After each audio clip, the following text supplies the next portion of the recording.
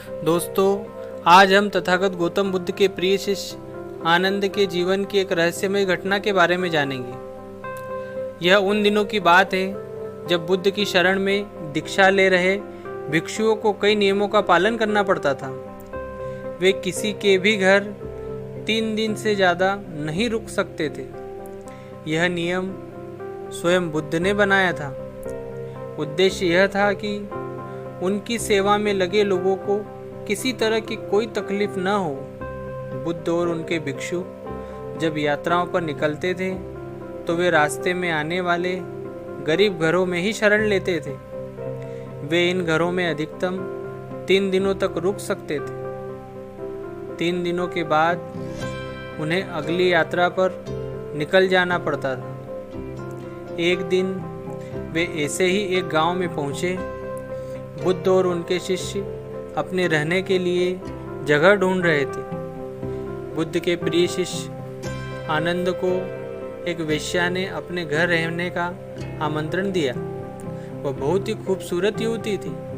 आनंद ने उसे कहा कि वह उसके घर पर रह सकता है, पर इसके लिए उसे बुद्ध से अनुमति लेनी होगी। युवती ने पूछा, क्या तुम्हें इसके लिए सचमुच अपने गुरु से अनुमति लेनी होगी? नहीं, मैं जानता हूँ कि बुद्ध मेरी बात मान जाएंगे, पर उनसे पूछना एक रिवाज है, आनंद ने कहा। ऐसा जवाब देकर आनंद बुद्ध के पास पहुँचे। हे तथागत, इस गांव में 3 दिनों के विश्राम के दौरान एक स्त्री मुझे अपने घर पर आमंत्रित कर रही है, लेकिन वह स्त्री एक वेश्या है। क्या मैं उसके आमंत्रण को स्वीकार कर सकता हूँ? आनंद ने तथागत गौतम बुद्ध से पूछा। बुद्ध ने आनंद की ओर मुस्कुराकर देखते हुए कहा, अगर वह तुम्हें इतने प्यार से आमंत्रित कर रही है तो तुम्हें उसके निमंत्रण को ठुकराना नहीं चाहिए। जाओ और आराम से उसके घर पर ही रहो। बुद्ध की यह बात दूसरे शिष्यों को गवारा न हुई। उन्होंने बुद्ध से सवाल पूछा, आप आनंद को एक वेश्या के घर कैसे भेज सकते हैं? यह भिक्षुओं के आचरण के खिलाफ है। बुद्ध ने जवाब दिया, तुम लोग थोड़ा इंतजार करो, तुम्हें 3 दिनों में अपने सवाल का जवाब स्वतः ही मिल जाएगा। सारे शिष्य अपने आप चुप हो गए। फिर आनंद अगले 3 दिनों के लिए उस वेश्या के घर रहने चले गए और बाकी के शिष्य आनंद की जासूसी में लग गए और सारी बातें बुद्ध के कान में डालने लगे। बुद्ध शालीन मुस्कान लिए चुपचाप बैठे रहे। पहले दिन वेश्या के घर से आनंद और महिला के गाने की आवाज आई। यह बहुत नई बात थी, एक भिक्षु का वेश्या के साथ यूं गाना गाना। शिष्यों ने कहा, बस अब तो यह गया। पर दूसरे दिन घर से गाने के साथ नाचने की भी आवाज आने लगी। अब सारे शिष्य एक स्वर में कहने लगे, अब तो पक्का यह गया। तीसरे दिन तो सचमुच ही उन्होंने खिड़की से आनंद और उस महिला को नाचते गाते देख लिया।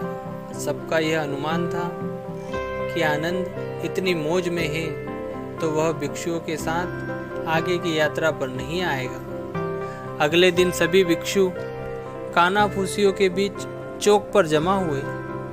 सभी ने आनंद के आने की उम्मीद छोड़ दी थी। सभी सोच रहे थे कि वह इतनी सुंदर स्त्री का साथ छोड़ भिक्षुओं के साथ क्यों आएगा।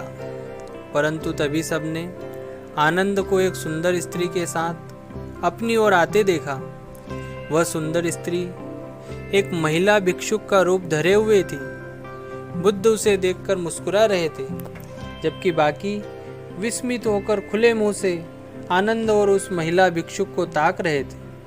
बुद्ध ने आनंद की पीठ पर हाथ रखते हुए भिक्षुओं को संबोधित किया कि अगर खुद पर भरोसा है, खुद पर विश्वास है, तो आपको कोई भ्रष्ट नहीं कर सकता। बल्कि अगर आपका चरित्र बलवान है तो आप भ्रष्ट को भी चरित्रवान बना सकते हैं। ऐसा कहते हुए बुद्ध ने वेश्या से भिक्षुक बनी महिला का स्वागत किया और सभी लोग आगे की यात्रा पर निकल पड़े। बुद्ध और आनंद की यह कहानी हमें सिखाती है कि अगर हमारी इच्छा शक्ति मजबूत है तो हम किसी भी स्थिति के गुलाम नहीं बनते। यह बहुत मज़ेदार बात है कि खोट तो हमारे अपने दिल में होता है और शक हम दूसरों पर करते हैं। अपने दिल को साफ रखेंगे तो दुनिया भी हमें साफ नज़र आएगी। किसी किताब को कभी उसके कवर से न आंकिए। इस बात को समझ लें कि हम अगर पारदर्शी जीवन जिए तो हमें किसी कवर की कभी ज़रूरत ही नहीं पड़ेगी। दोस्तों, यदि यह कहानी आपको अच्छी लगी हो तो वीडियो को लाइक करें और चैनल को सब्सक्राइब करें।